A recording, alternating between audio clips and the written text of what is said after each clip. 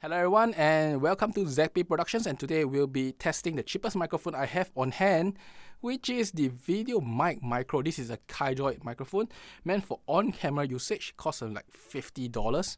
And then the next one I have is the AT4053B. Now this is a 500 USD mic, in Singapore it's about 600 Sing dollars. This is a proper hyper cardioid microphone meant for booming. It is a really nice microphone. I did a review before, check it on the link up there. And then the next one above that is the CMC641, which is a legendary mic meant for also same as the AT4053B, booming indoors, and you can of course use it outdoors and stuff. But all three of these are meant to capture dialogues in relatively close distance. So the reason I didn't include any shotgun mics because firstly they are longer, they are different, and they have the interference tube which will change the sound. So today will be a comparison between the cheapest mic, as I said, which costs like $50. Then the next mic, $500, and the mic after that, $1,900. So the very big question that some of you guys will ask is a CMC641 worth 40 times the price of a VideoMic Micro? I do not know. I mean, you guys can listen and then come to a decision yourself. But I'll be alternating between all three audio tracks you can see at the bottom left-hand corner of this video, and then you know which mic is being played. By the way, let me let you guys hear how the on-camera microphones sound like. And if you are into making videos for whatever reason, do not use your on-camera microphones because those sound terrible. I mean, the one that I'm using on the C200 still is only as good for scratch audio and nothing else. I mean, really, it's for synchronizing and scratch audio. And even the VideoMic Micro, as you can hear now, is definitely better than whatever that's on the camera itself. So, minimum spend some money. $50 will get you a much better sounding audio experience. And then going up one major price bracket, which is the $500 one, the AT4053B, I believe will sound a lot better than the VideoMic Micro, but that thing requires phantom power. Well, by the way, all mics are driven by the Mix Pre-tree here. Both is XLR power, and then the unbalanced slot here. Now, just to note that the 4053B is not a very small microphone. It's actually quite big for an indoor microphone, and it's quite heavy, 100 plus grams too. But it is a really nice mic, and I personally think that it sounds fantastic. Really sounds fantastic if you ask me. For the price of $500, if you go and see my comparison with the CMIT 5U, I think that, I'm pretty much okay with the 4053B sound as long as I'm not going to go outdoors. Even I'm going to go outdoors, I think the hypercardioid pattern is actually pretty good in blocking out sounds from around you. I think the 4053B is a really worth it microphone to get, especially it's only like 600 Sing dollars in Singapore. And then the next mic I have is one more price backup. This is the CMC641.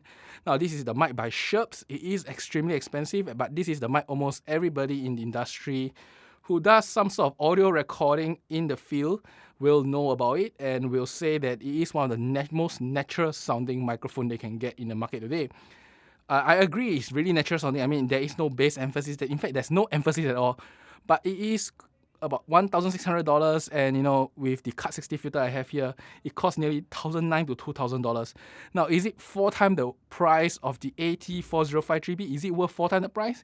Is it worth 40 times the price compared to the VideoMic Micro? That is really for something, you guys to hear and then, come to a conclusion yourself. How much do you want to pay for a microphone? Now, if you are doing any form of video, be it film, documentary, YouTube, really spend some money, get a good microphone. When I first started my YouTube, I always ask myself, what should I spend on?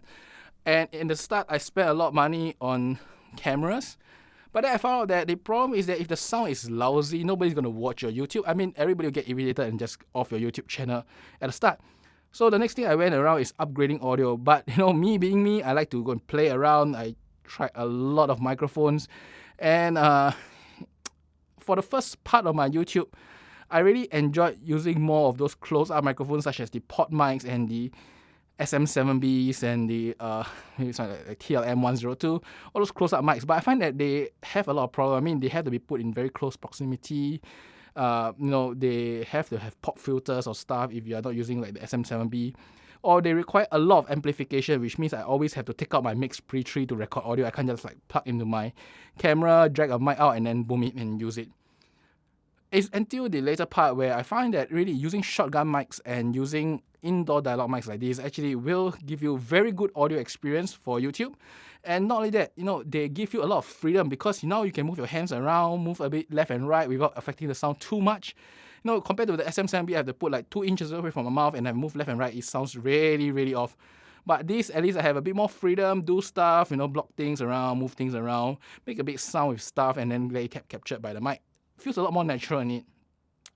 The only problem with these mics, if you ask me still, is that they don't have the really broadcasty sound unless they go very close, which once again turns to another SM7B issue. But overall, they are relatively good microphones. They sound great. And for the purpose of YouTube, I think they're overkill. I mean, the AT4053B is something that I would recommend for YouTube because it is the same price, or should I be slightly more expensive, like $5 more expensive than the Shure SM7B in Singapore. But if you have phantom power, any form of phantom power device, any form of phantom power mic pre, I will recommend you the 4053B over the Shure SM7B because firstly, it's easier to drive. I mean, any basic interface would have phantom power, and this 4053B can easily be driven by that and sound great.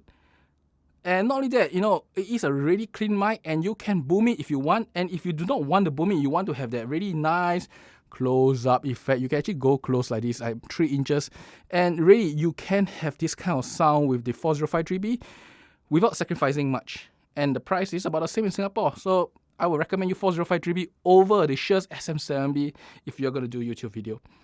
And really, that's about it for today. Today is just to let you guys hear the cheapest mic I have to the most expensive mic I have, and how they sound like. Is it worth to, buy more expensive microphones, or should you just spend at least $50 to get it? But most importantly, never use your onboard camera sound because that is lousy. That's about it for today. I hope you enjoyed this short later video. I'm alternating between 3 mics. I hope you hear something that you learn out of this video itself.